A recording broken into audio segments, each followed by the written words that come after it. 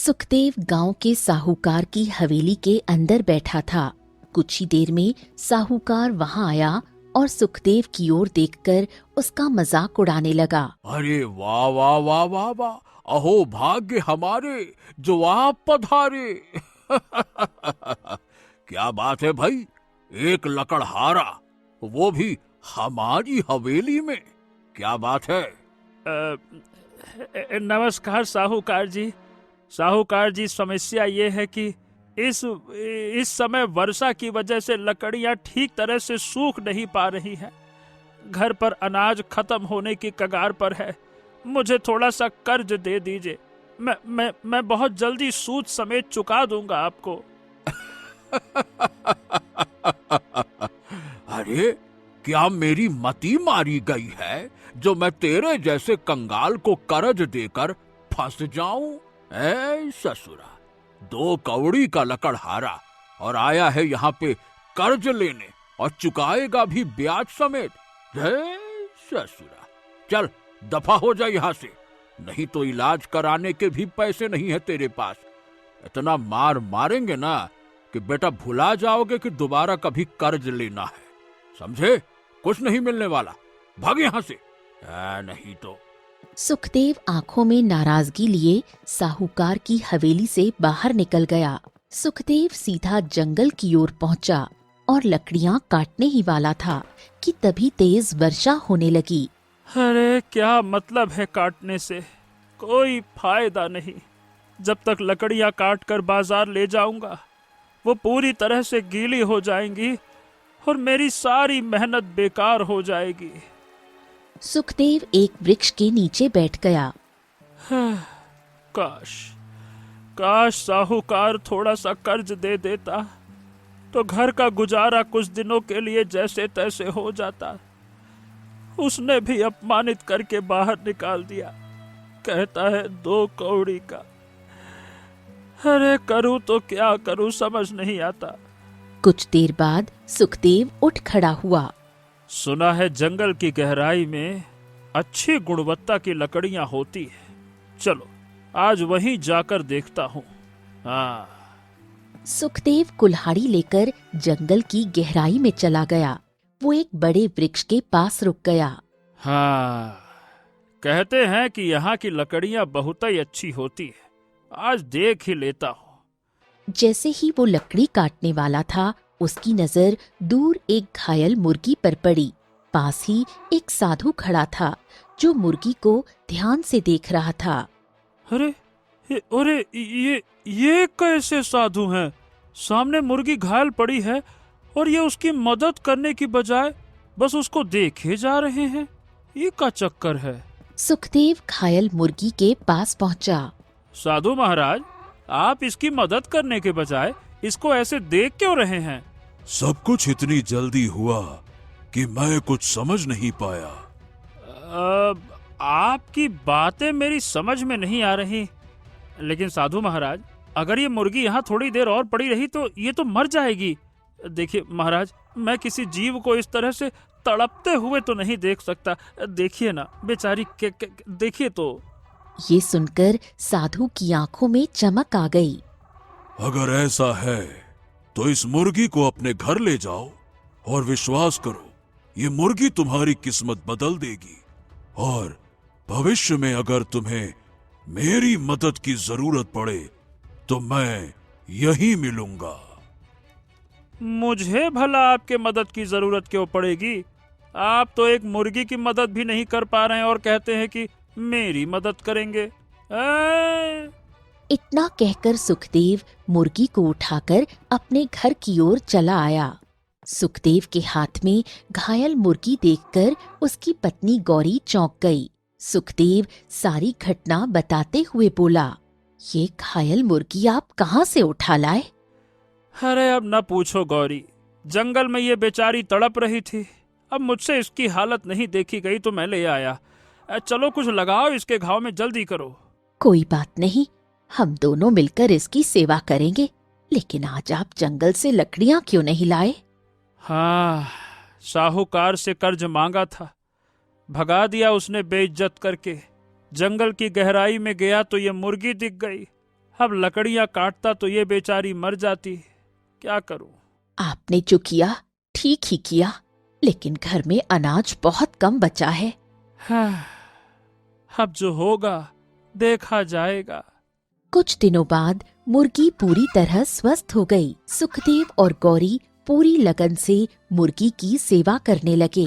आ, आ, आ, आ, आ। देखा गौरी, ये तो बढ़िया एकदम हो गई है। हमारी मेहनत रंग लाई। देखो मुर्गी ठीक हो गई। मुआ, अरे बस बस बस बस बस बस बस। उसी क्षण मुर्गी ने एक सोने का अंडा दिया। ये देखकर सुखदेव सन्न रह गया। अरे अरे, ये तो सोने का अंडा है। अरे दादा रे दादा, ये कोई साधारण मुर्गी नहीं हो सकती। हाँ, अब समझ में आ रहा है कि साधु महाराज इसे ऐसे देख क्यों रहे थे। हाँ, तभी मुर्गी मनुष्य की आवाज में बोल पड़ी। तुमने मेरी सेवा की है, लेकिन इस अंडे को कभी बेचना मत। इतना कहकर मुर्गी बेहोश हो गई। कुछ दिन और बीत गए। घर का अनाज पूरी तरह खत्म हो चुका था। हाँ, गौरी, एक काम करते हैं। अब हमारे पास कोई चारा तो है नहीं, इस सोने के अंडे को बेच देते हैं। इससे बहुत सारा धन मिल जाएगा। क्या कहती हो? ये कैसी बातें कर रहे हैं? क्या आपको याद नहीं, मुर्गी ने चेतावनी दी थी कि इस अंडे को मत बेचना।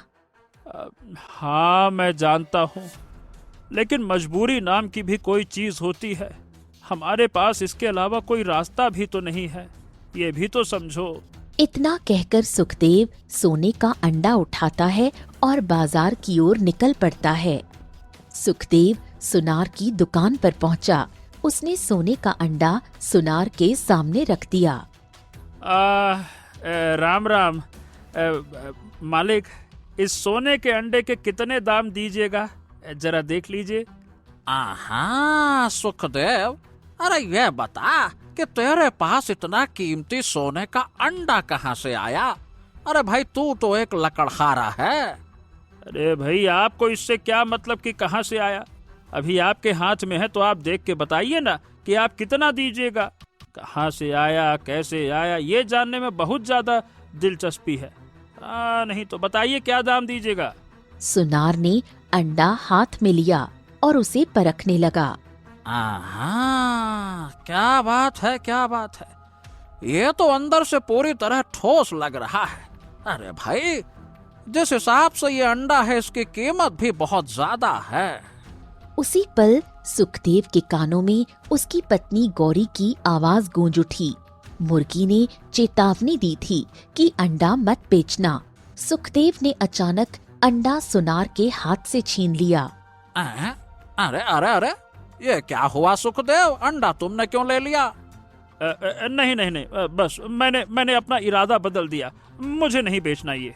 चलो, राम राम। दूर से ये सब साहूकार देख रहा था। वो तेजी से सुखदेव के पास आया। अरे अरे अरे अरे, कहाँ भागा जा रहा है? ये बता कि तेरे पास ये सोने का अंडा कहाँ से आया? तुम्हें इससे क्या मतलब है साहूकार, कहाँ से आया? क्योंकि तू एक मामूली लकड़हारा है। ओह, अपने काम से काम रखो। ज्यादा गहराई में जाने की जरूरत नहीं है, समझ गए? नहीं तो गहराई में ही उतार दिए जाओगे। चलो, जाओ जाओ, दफा हो जाओ यहाँ से। बात करते हैं। सुखदेव आगे बढ़ गया। साहूकार का चेहरा गुस्से से लाल हो गया। 2 कौड़ी का लकड़हारा मुझे गहराई में उतारेगा, मुझे धमकी देता है।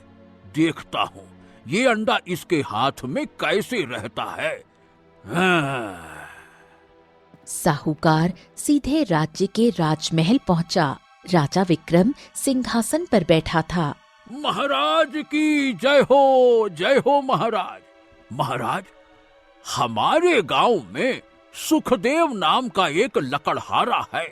उसके घर खाने को अनाज नहीं, पहनने को कपड़े नहीं, लेकिन हाँ, आज मैंने उसके हाथ में एक विचित्र सोने का अंडा देखा महाराज। जब मैंने पूछा कि क्यों भाई, ये अंडा कहां से मिला, वो कहता है, रास्ते से हट जा, ज्यादा गहराई में मत जा, नहीं तो गहराई में उतार दूंगा। बताइए भला महाराज, मेरा अपमान करके चला गया। अच्छा, तो क्या सच में वो अंडा सोने का है? हाँ बिल्कुल महाराज। अगर आपको विश्वास न हो तो कुछ सैनिकों को मेरे साथ भेज दीजिए और मंगवा कर देख लीजिए। राजा विक्रम ने 2 सैनिकों की ओर देखा। सैनिकों, जाओ, इस साहूकार के साथ गांव में जाओ और सुखदेव को यहाँ लेकर आओ। जाओ। सुखदेव अपने घर के दरवाजे पर बैठा सोने के अंडे को देख रहा था। तभी वो साहूकार और सैनिकों को आता देख चौंक गया।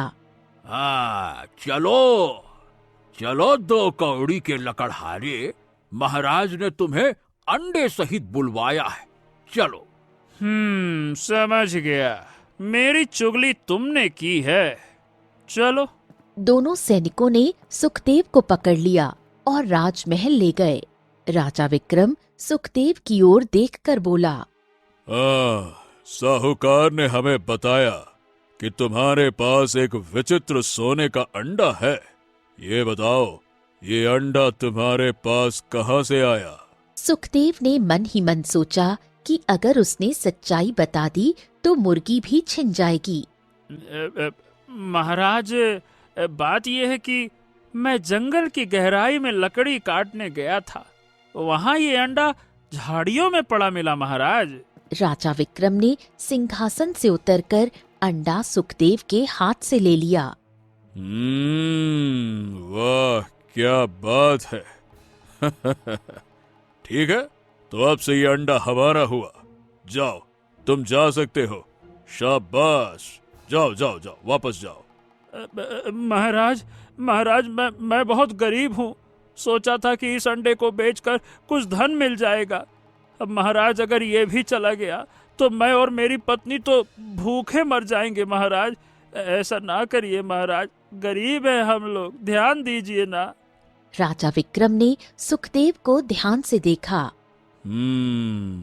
वैसे तुम्हारी हालत बता रही है कि तुम भयंकर गरीबी से जूझ रहे हो। राजा मंत्री की ओर देखकर बोला, मंत्री जी, इसे कुछ सोने के सिक्के दे दो। मंत्री ने सोने के सिक्के सुखदेव को दे दिए। सुखदेव सोने के सिक्के लेकर घर पहुंचा। गौरी उदास बैठी थी। आखिर आप अंडा बेच आए। अरे क्या खाक बेचा? अरे मैंने तो बेचने का इरादा ही छोड़ दिया था, लेकिन क्या? सुखदेव ने पूरी घटना गौरी को बता दी। आपने अच्छा किया जो मुर्गी के बारे में महाराज को नहीं बताया, नहीं तो वो बेचारी मुर्गी को भी हमसे छीन लेते। गौरी ने इतना कहा ही था कि तभी अचानक वो मुर्गी फिर से उठकर खड़ी हो गई। अगले ही पल उसने एक और सोने का अंडा दिया और सुखदेव की ओर देखकर बोली, याद रखना, मेरे दोनों अंडों को संभाल कर रखना। कुछ समय बाद इन अंडों का रहस्य तुम्हें पता चल जाएगा। इन अंडों से जो भी जन्म लेगा उसकी परवरिश अपनी संतान की तरह करना। नियति उन्हें अपने नगर तक पहुंचा ही देगी। इतना कहकर मुर्गी ने दम तोड़ दिया। ये देखकर सुखदेव और गौरी दोनों चौंक गए। आखिर ये क्या कह रही थी? अरे तो मेरी कौन से समझ में आया, मेरे भी कुछ समझ में नहीं आया। अरे ए गौरी, देखो देखो देखो देखो, अरे ये मुर्गी तो मर चुकी है। अरे राम राम राम राम बेचारी। अगले ही पल वो अंडा बड़ा होने लगा। देखते ही देखते वो अंडा फूट गया और भीतर से नवजात शिशु के रोने की आवाज गूंज उठी। गौरी दौड़कर वहां पहुंची और शिशु को उठाया। ये तो पुत्र है। हाँ, अब मुझे इस मुर्गी की बातों का रहस्य समझ में आ रहा है। उसने कहा था कि अंडों से जो भी निकले हमें उसकी परवरिश करनी है। हे भगवान, हे भगवान, काश काश मैं इसका पहला अंडा बेचने ना निकला होता। मैं भी क्या बताऊं, कैसी गलती कर दी मैंने, क्या बताऊं मैं। इतना कहते कहते सुखदेव की आंखों में आंसू आ गए। शायद नियति में यही लिखा था। कोई बात नहीं, हमारी शादी को कितने साल हो गए, लेकिन अब तक हमारी कोई संतान नहीं हुई। अब इस पुत्र को हम अपने पुत्र की तरह पालेंगे। हम इसका नाम अर्जुन रखेंगे। ये सुनकर सुखदेव का दुख कुछ कम हो गया। उधर राजा विक्रम अपनी पत्नी रुक्मिणी के कक्ष में पहुंचे। रुक्मिणी उदास बैठी हुई थी। क्या हुआ रुक्मिणी? अरे भाई महारानी, क्या बात है? आप इतनी उदास क्यों बैठी हैं? आप ऐसे पूछ रहे हैं जैसे आपको कुछ पता ही ना हो। हमारी शादी को कितने साल हो गए, लेकिन अब तक हमें संतान नहीं हुई। राजा विक्रम भी उदास हो गए। हाँ, देखिए अब इसे नियति पर छोड़ देते हैं। अरे भाई, जब होनी होगी तो हो जाएगी। अच्छा, ये सब छोड़िए, हमारी बात सुनिए। हम आपके लिए कुछ लेकर आए हैं। ये देखिए। इतना कहकर राजा विक्रम ने सोने का अंडा बिस्तर पर रख दिया। सोने का अंडा देखकर रुक्मिणी चौंक गई। ये तो बड़ा ही विचित्र सोने का अंडा लग रहा है। ऐसा अंडा मैंने अपने जीवन में कभी नहीं देखा। अगले ही पल अंडे का आकार बड़ा होने लगा। वो अंडा फूट गया और भीतर से नवजात शिशु के रोने की आवाज आई।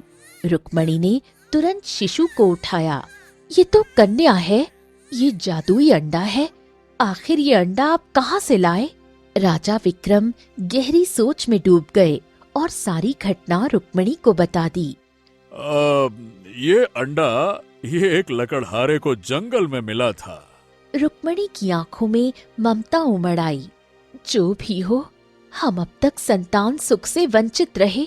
देखो, ये कितनी सुंदर कन्या है। हम इसका नाम सौम्या रखेंगे। अरे वाह! आपने तो इसका नामकरण भी कर दिया। चलिए, अच्छी बात है। आपके चेहरे पर बरसों बाद जो मुस्कान आई है, उसे देखकर हम बहुत प्रसन्न हो रहे हैं। यही तो हमें चाहिए, हमारी हंसती मुस्कुराती रुक्मिणी। समय बीतने लगा। अर्जुन सुखदेव और गौरी की छत्र छाया में पलने लगा, तो वहीं सौम्या राजा विक्रम और रुक्मिणी की छत्र छाया में बड़ी होने लगी। देखते देखते 20 वर्ष बीत गए। राजकुमारी सौम्या अब 20 वर्ष की सुंदर युवती बन चुकी थी। एक दिन वो घोड़े पर सवार हुई और अपने पिता से बोली, पिताजी, मेरा जंगल में शिकार करने का मन कर रहा है, लेकिन मैं अकेले जाना चाहती हूँ। तुम्हें युद्ध कला का अभ्यास कराया गया है, इसीलिए हमें तुम पर पूरा भरोसा है। बस बेटे, जंगल की गहराई तक मत जाना, ठीक है? सौम्या मुस्कुराई और घोड़े को जंगल की ओर दौड़ा दिया। उधर अर्जुन जवान हो चुका था और अपने माता पिता का सहारा बन गया था। पिताजी, पिताजी, मैं लकड़ियां काटने जा रहा हूँ। शाम को जल्दी लौट आऊंगा। सुखदेव मुस्कुराया। अर्जुन कुल्हाड़ी लेकर जंगल की ओर निकल पड़ा। अर्जुन जंगल में लकड़ियां काटने लगा। ला ला ला ला ला ना ना ना हरे मजगद बना। तभी उसके कानों में कराहने की आवाज पड़ी। अरे, ऐसा लग रहा है जैसे कोई दर्द में कराह रहा हो। अर्जुन आवाज की दिशा में गया। वहाँ एक युवती घोड़े से गिरी हुई थी और उठने की कोशिश कर रही थी। वो कोई और नहीं, राजकुमारी सौम्या थी। ओहो हो, लगता है कि आप घोड़े से गिर गई हैं। हाँ, मेरी कमर में मोच आ गई है। उठने की कोशिश कर रही हूँ, लेकिन उठ नहीं पा रही। अच्छा, चिंता मत कीजिए। लाइए, अपना हाथ दीजिए। लाइए। अर्जुन ने सौम्या का हाथ पकड़ा कलाई दबाई और एक झटके में उठाया। आ, आ, आ, कुछ ही देर में वो सामान्य हो गई। ये तो चमत्कार है, तुमने मुझे उठाया और मैं ठीक हो गई। इसका मतलब तुम जानते हो कि कमर की मोच कैसे ठीक की जाती है। हम क्या कहें, हम गरीब लोग हैं, हमें हर तरह की मुसीबत से जूझना आता है, तो अब बस। तुम्हें देखकर मुझे अपने भाई की याद आ गई। लगता है कि आपका भाई आपसे कहीं दूर गया हुआ है ना? नहीं, असल में मेरा कोई भाई है ही नहीं। मेरी हमेशा से यही इच्छा रही कि काश मेरा भी एक भाई होता। तुम्हें देखा तो लगा अगर मेरा भाई होता तो बिल्कुल तुम्हारे जैसा होता, मदद करने वाला और औरतों की इज्जत करने वाला। क्या बात करती हैं सौम्या जी, आप हैं राजकुमारी, मैं कहाँ ठहरा एक साधारण सा लकड़हारा। हम दोनों भाई बहन भला कैसे हो सकते हैं? आप भी मजाक कर लेती हैं। अच्छा। किसने कहा भाई बहन नहीं हो सकते? कल सुबह रोज यहीं आया करना, हम दोनों ढेर सारी बातें करेंगे। अर्जुन मुस्कुराया और हामी भर दी। सौम्या घोड़े पर सवार होकर वहां से चली गई। उस दिन के बाद राजकुमारी सौम्या और अर्जुन रोज मिलने लगे। राजकुमारी सौम्या अक्सर जंगल जाने लगी। धीरे धीरे ये बात राजा विक्रम को विचित्र लगी। राजा विक्रम ने अपने मंत्री को बुलाया। राजकुमारी सौम्या अब रोज जंगल जाने लगी हैं, जरा उन पर नजर रखो। हम देखना चाहते हैं कि आखिर वो किससे मिल रही हैं और क्या कर रही हैं। मंत्री चुपचाप वहां से चला गया। राजकुमारी सौम्या अर्जुन के पास बैठकर उससे बातें कर रही थी। थोड़ी दूर पर मंत्री ये सब देख रहा था, लेकिन उसने कुछ नहीं कहा। कुछ देर बाद अर्जुन वहां से चला गया। राजकुमारी सौम्या जैसे ही महल पहुंची, मंत्री उसके सामने आ गया। राजकुमारी, आपका एक साधारण पुरुष से मिलना, देखिए, ये ठीक बात नहीं है। तो आप मुझ पर नजर रख रहे थे? अब हम क्या करें, महाराज के आदेशों का पालन करना पड़ता है। आपके पिताजी ने कहा था। देखिए, मेरी बात मानिए, आप ठहरी एक राजकुमारी और वो ठहरा एक साधारण मनुष्य। क्या मेल है दोनों का? बस इससे आगे मत बोलिएगा।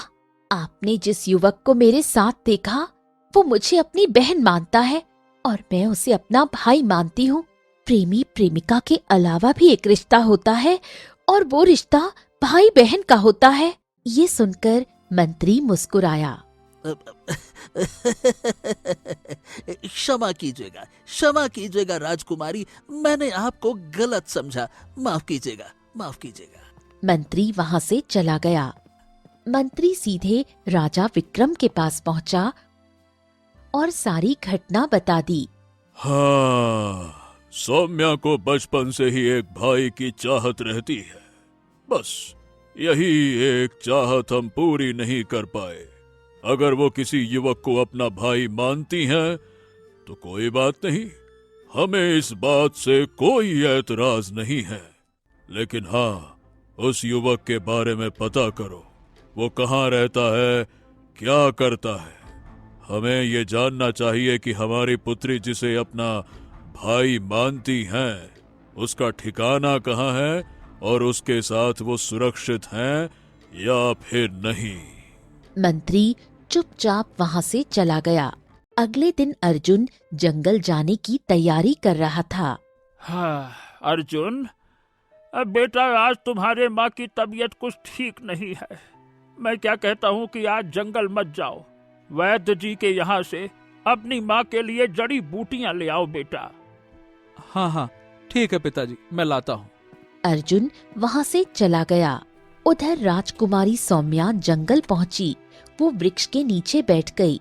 उसके मन में यही सवाल चल रहा था कि आज अर्जुन क्यों नहीं आया। अचानक रंग बिरंगी चमक के साथ एक बड़ा ही विचित्र दिखने वाला मनुष्य प्रकट हुआ। आहा, जादूगर चकमा को कोई नहीं दे सकता चकमा। आखिरकार तुम मुझे मिल ही गई। मैं तुम्हें पहचान लिया। ये बताओ, तुम्हारा भाई कहाँ है? कौन हो तुम?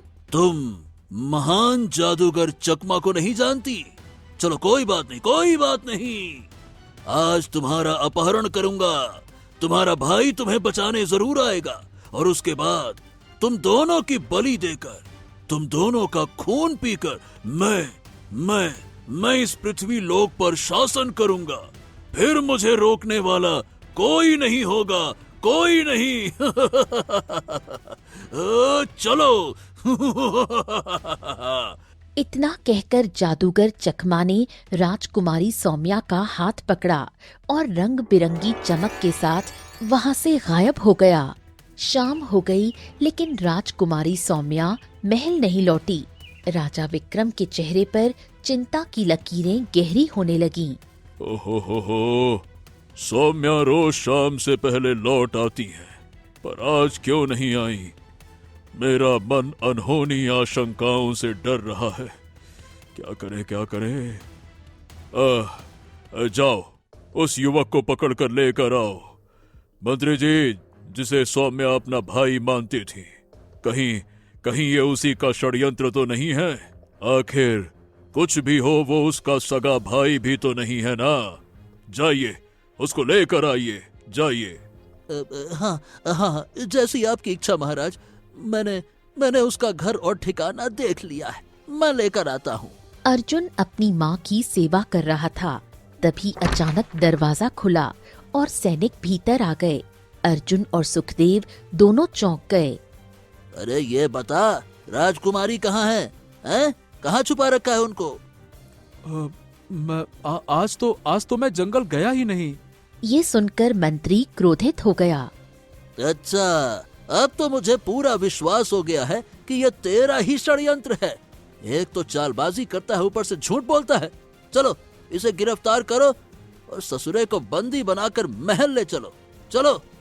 अरे ये आप क्या कह रहे हैं? मेरा बेटा निर्दोष है। आप उसे बंदी क्यों बना रहे हैं? उसने कोई गलत काम नहीं किया। मंत्री जी, मेरी बात सुनिए। अरे तुम्हारे बेटे को राजकुमारी सौम्या अपना भाई मानती थी, तो ये दोनों कई दिनों से जंगल में मिलते थे और आज राजकुमारी महल नहीं पहुंची। महाराज को शक है कि ये किसी षड्यंत्र का हिस्सा हो सकता है। समझे?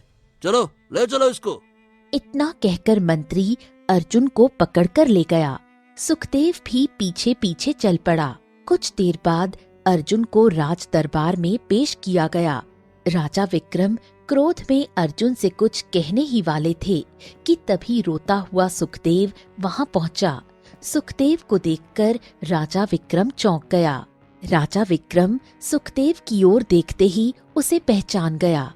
हाँ, तुम तो वही हो ना, जिससे हमने बरसों पहले सोने का अंडा लिया था, है ना? सुखदेव रोने लगा। हाँ महाराज, हाँ। वही हूँ महाराज, वही हूँ। और ये तुम्हारा पुत्र है ना? हाँ महाराज, हाँ, ये हमारा पुत्र है महाराज, हमारा पुत्र। अरे ये रो क्यों रहे हो? क्या तुम्हें पता है इसने राजकुमारी का अपहरण करके राजकुमारी को कहाँ रखा है? सुखदेव फूट फूट कर रो पड़ा। महाराज, ये बहुत ही सीधा साधा है। ये किसी का अपहरण नहीं कर सकता है और ये मेरी खुद की संतान भी नहीं है महाराज। ये सुनकर राजा विक्रम चौंक गया। क्या मतलब है तुम्हारा? साफ साफ बताओ। सुखदेव ने 20 वर्ष पुरानी घटना सुनाई और कहा कि किस तरह अर्जुन का जन्म अंडे से हुआ। राजा विक्रम बुरी तरह चौंक गया। वो सिंहासन से नीचे उतरा। जानते हो, ठीक वैसे ही राजकुमारी सौम्या का जन्म भी एक अंडे से हुआ था। ये सुनकर सुखदेव सन्न रह गया। अर्जुन ये सब सुन रहा था। उसकी आंखों से आंसू बहने लगे। हाँ, आखिर आखिर ये सब कुछ हो क्या रहा है? मतलब इस तरह से देखा जाए तो राजकुमारी सौम्या और मैं एक तरह से सगे भाई बहन हुए। लेकिन ये कैसा रहस्य है कि हम दोनों ने अंडे से जन्म लिया? और वो मुर्गी कौन थी? राजा विक्रम गहरी सोच में डूब गया। तभी सुखदेव को कुछ याद आया। महाराज, जब मैं घायल मुर्गी को उठाकर घर ले जा रहा था, तब एक साधु महाराज ने कहा था कि अगर भविष्य में जरूरत पड़े तो वो यहीं मिलेंगे। हो न हो महाराज, वो साधु महाराज ही इस रहस्य को जानते हैं। हाँ, तुम बिल्कुल सही कह रहे हो। हाँ, मैं उस साधु महाराज से मिलना चाहता हूँ। कहाँ है वो पिताजी? कुछ ही देर बाद राजा विक्रम, सुखदेव और अर्जुन घने जंगल में पहुंचे, जहां एक साधु ध्यान मग्न बैठा था।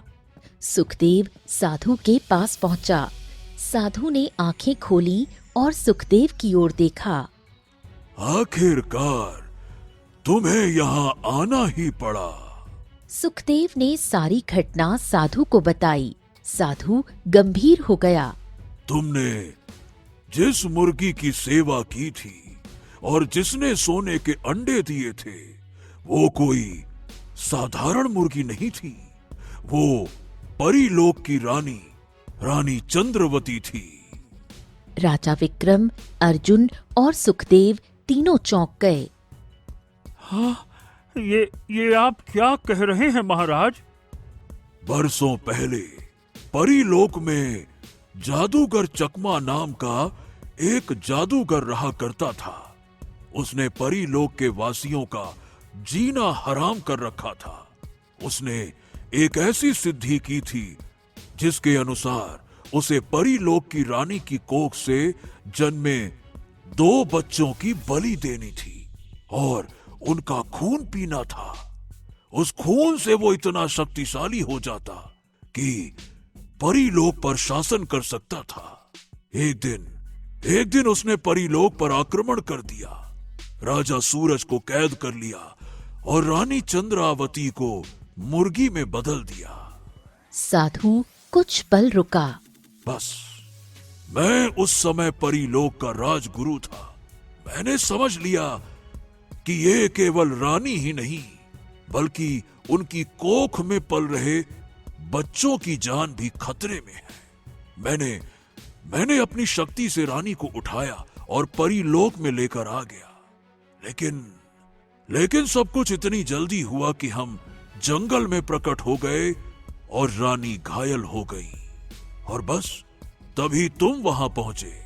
मैं समझ नहीं पा रहा था कि क्या करूं, लेकिन तुम्हें देखकर मेरे मन में आशा की किरण जागी। मुझे विश्वास था कि रानी अंडों के रूप में अपनी संतानों को जन्म देगी और वो मनुष्य के रूप में सामान्य जीवन जिएंगे तो जादूगर चकमा की नजर उन पर नहीं पड़ेगी। और मुझे ये भी पता था कि एक दिन जादूगर उन्हें ढूंढते हुए पृथ्वी लोक पर तो आएगा ही आएगा। और जब जादूगर आ गया तो तुम मुझे ढूंढते हुए यहां तक आओगे, ये हमें पता था। इसीलिए मैंने कहा था कि हम यहीं मिलेंगे। अर्जुन का चेहरा क्रोध से भर गया। ओह, तो इसका मतलब जादूगर चकमा मेरी बहन को बंदी बनाकर ले गया है? मैं उसे छोड़ूंगा नहीं।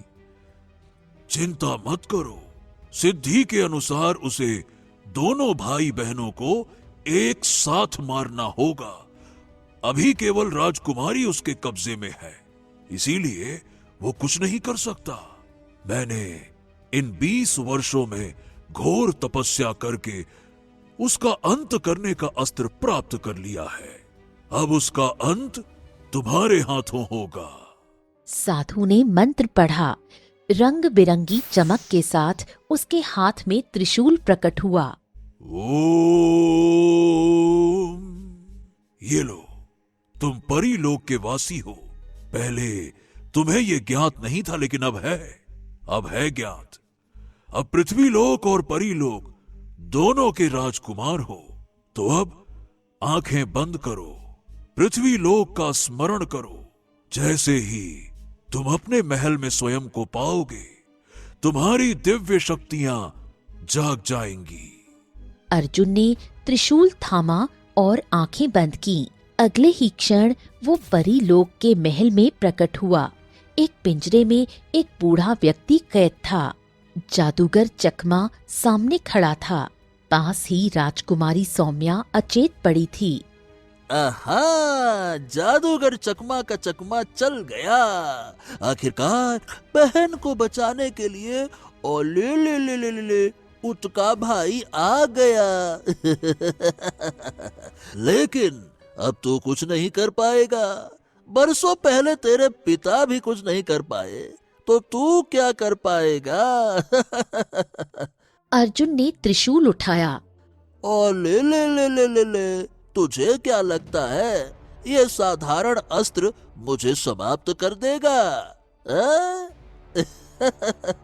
अर्जुन ने त्रिशूल से वार कर दिया। जैसे ही त्रिशूल ने जादूगर को स्पर्श किया, उसके शरीर में आग लग गई। मैंने तुझे कमजोर समझने की भूल की।